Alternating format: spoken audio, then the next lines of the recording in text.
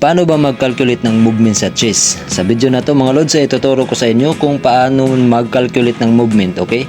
So salamat nga pala sa subscribers natin na nag-request nito. Shoutout sa iyo Cancel Gaming 8718. So mga lods, kung meron kayong request na tutorial na ipapagawa sa atin, no, ay comment nyo lang sa comment section at huwag nyo kalimutang i-subscribe at i-hit yung notification bell para ma-update kayo mga lods kung ina-upload ko na yung mga request nyo na tutorial. Okay, so let's go mga lods.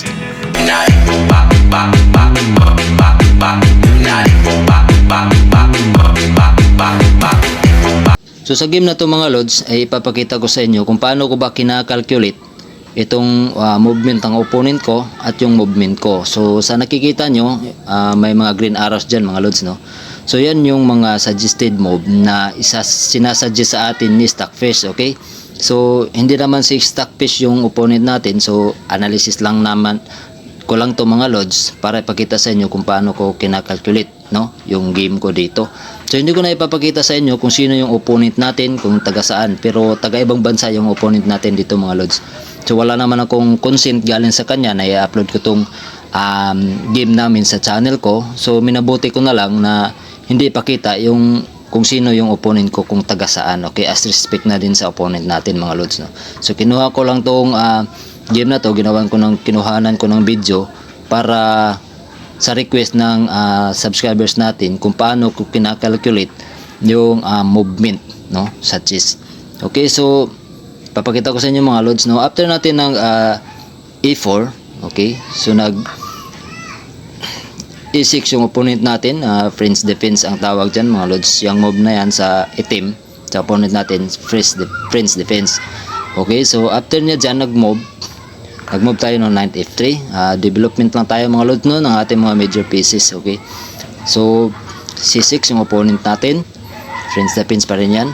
Okay, so nag D4 lang tayo mga lods. So gusto nating i-take over yung center square mga lods, kasi kung nakikita nyo kung napapanood nyo yung video natin na tutorial kung gaano kahalaga yung center square, okay, at yung outer square sa larong chess. So ito yung ginagawa ko ngayon mga lods, no, kinukuha ko yung center square, okay, para makontrol ko yung center square sa chess. Okay, so ganun yung idea ko mga lods.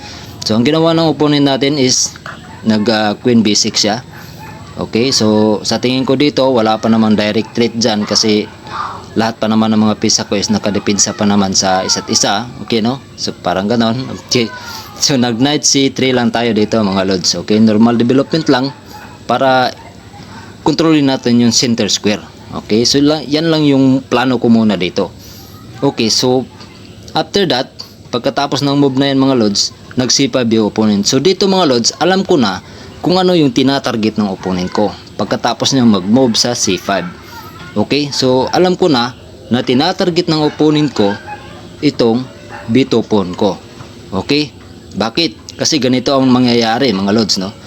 So halimbawa lang mga lods, no, pag kinain ko yung c5 pawn na yan, hindi niya yan kakainin gamit yung queen.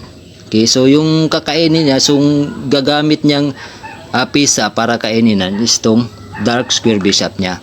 Okay, para makapag-create siya ng atake direkta dito sa f2 pawn ko na nagdidepend sa lang yan dyan is yung king lang mga lods. So kung halimbawa pinaber ko itong dark bishop ko mga lods, hindi niya kakainin yung dark bishop ko. Pwede pero hindi niya gagawin yan. Bakit? Kasi kukunin niya yan as an advantage para sa kanya. Bakit? Kakainin niya itong b2 pawn ko, okay, which is undependent, walang depensa. Okay, so pag kinain ko yung dark bishop niya mga lods, kakainin niya itong knight ko with check.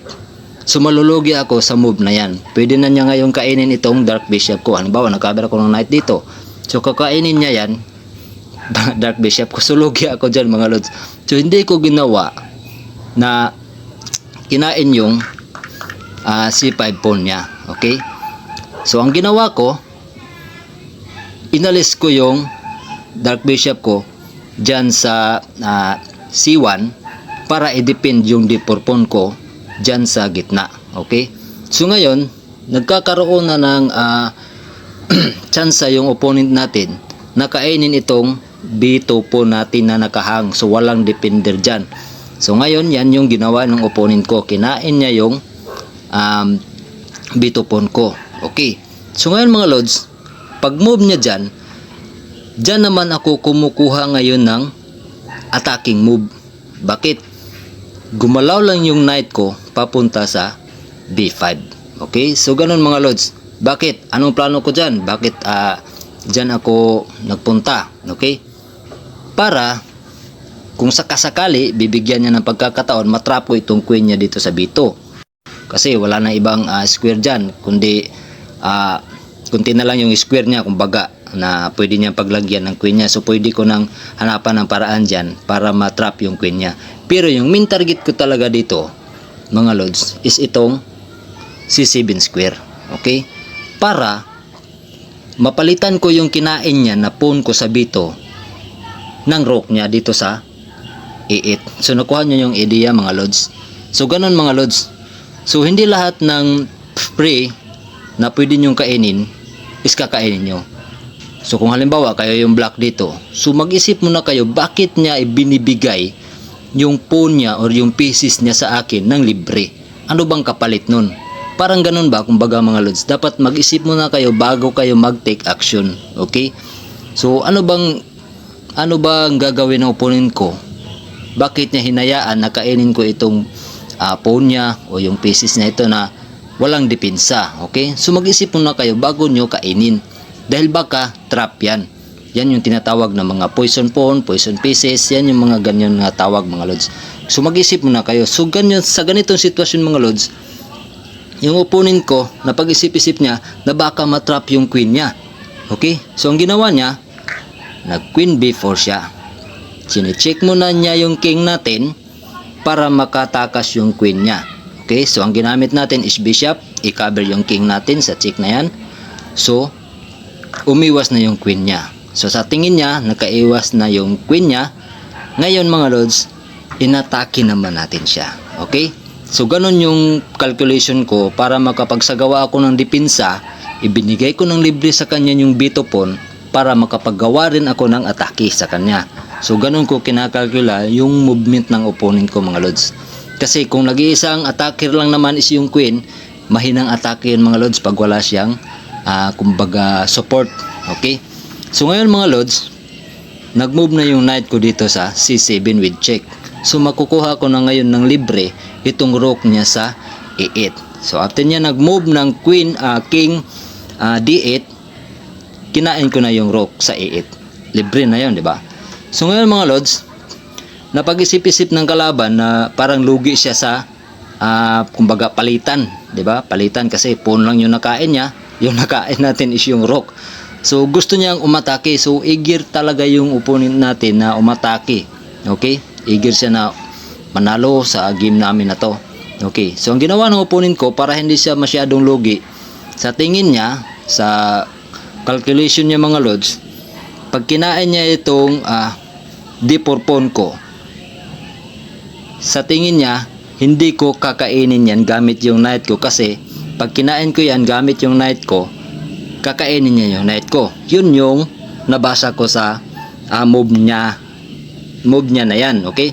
So ang suggested sa atin dito ng Stockfish mga lods ay mag-move tayo ng knight dito sa E5, which is hindi ko ginawa yan mga lods. Hindi lahat ng posibleng turo ni Stockfish mga lods is okay. Minsan sabi pa nga, kung susundin mo yung mga turo ni Stockfish mga lods, kasi robot yan eh. So sabi pa nga nung napanood kong interview mga lods, sisirain lang yan yung chess career mo. Okay? Kasi robot yan mga lods eh. So ang kalaban natin dito hindi robot, tao mga lods. Okay? So labanan ng plano to. Okay? So ang ginawa ko dito mga lods, ibinigay ko sa kalaban yung gusto niyang mangyari. Na nakainin ko yung pawn niya sa D4 gamit yung knight ko. Ayan. So kinain ko yung D4 pawn niya gamit yung knight. So sa tingin ng opponent ko dito mga lods is hindi ko nakita yun na blunder niya ako. Bakit? Kasi kakainin na niya yan gamit yung queen niya. Which is hindi ako yung na-blunder. Bakit? Siya yung na-blunder natin dito mga lods. Okay? So paano ko nasasabing siya yung blunder dito? Kasi pagkatapos niyang kainin yung dark natin, yung night natin mga lods, no? Pwede na ako makapag-check ngayon mga lods. Yung mga green arrows na nakikita nyo, pwede kong mag-move dyan ng dark bishop ko. So ngayon ang ginawa ko mga lods is nag-bishop G5 tayo dito mga lods with check. So ngayon nakikita nyo, makukuha ko na ng libre ngayon itong queen niya sa D4. Tama mga lods? Okay. So ang suggested move dito ng stockfish mga lods is pawn or queen to F6 para i-cover yung check na yan mga lods. Pero sabi ko nga, hindi yung robot yung kalaban natin. Yung kalaban natin dito is tao. So labanan ito ng pag-iisip mga lods. So emotion yung labanan sa chess, hindi physical. Okay.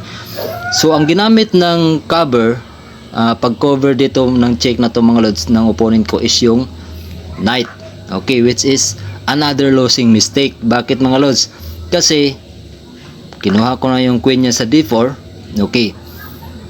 Nakapin pa yung knight niya ngayon sa king. Okay mga lods. So ang ginawa ng opponent ko dito, nag-knight C6 niya. Inatake niya yung queen ko sa D4. Okay, so sa tingin niya para umalis yung queen ko. Okay, so which is another blunder mga lods. Bakit? Kinain ko yung knight niya sa F6 para ma-check. Wala siyang ibang response dyan kundi mag-cover ng bishop niya dito sa A7 square or knight yung gagamitin niya.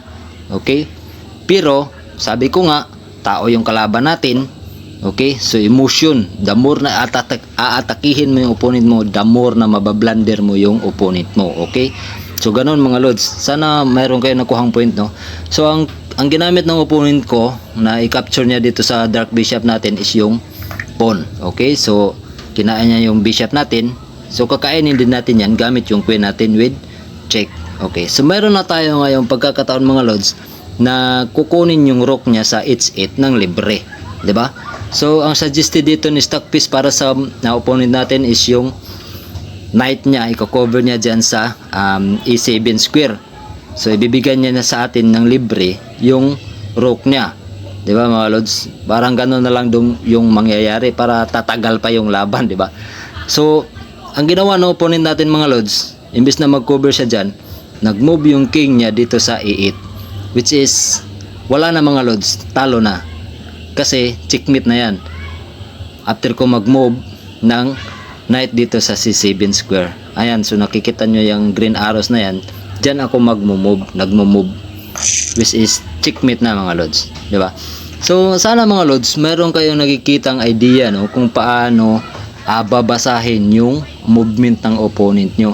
So hindi lahat, gusto kong malaman yung mga lods na ang pag-calculate ng movement ay dapat alam mo kung saan nakatungtong yung pyesa mo at alam mo din kung saang linya pupunta yung pyesa mo. Okay, alam mo din dapat kung anong dapat suporta ang gagawin mo. So ganun yung calculation mga lods, no? Either pawn pa yan or mga major pieces mo pa yung gagamitin mo, basta alam mo ang bawat galaw ng pyesa mo. Okay, alam mo, babasahin mo muna, ikakalculate mo kung saan ko ba ito ilalagay, kung ilalagay ko ba dito, makakapag-create ba ako ng depensa at the same time with attacking moves. Okay, so ganun mga lods. So kung dito ko ba ilalagay ito, malulugi ba ako or hindi. Okay, so ganun mga lods. So sana meron kayo nakukuhang idea, no? At sana Cancer Gaming 8718 nasagot ko yung request mo, no? So kung mayroon man akong kulang dito, hindi ko na i-cover mga lods. Pasensya na mga lods, no?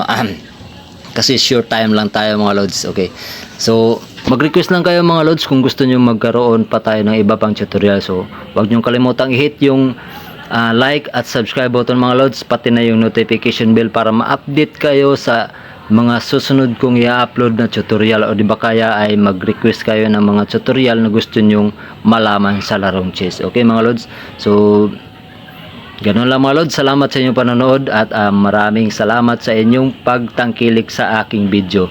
Thank you mga lods, bye bye, love you all.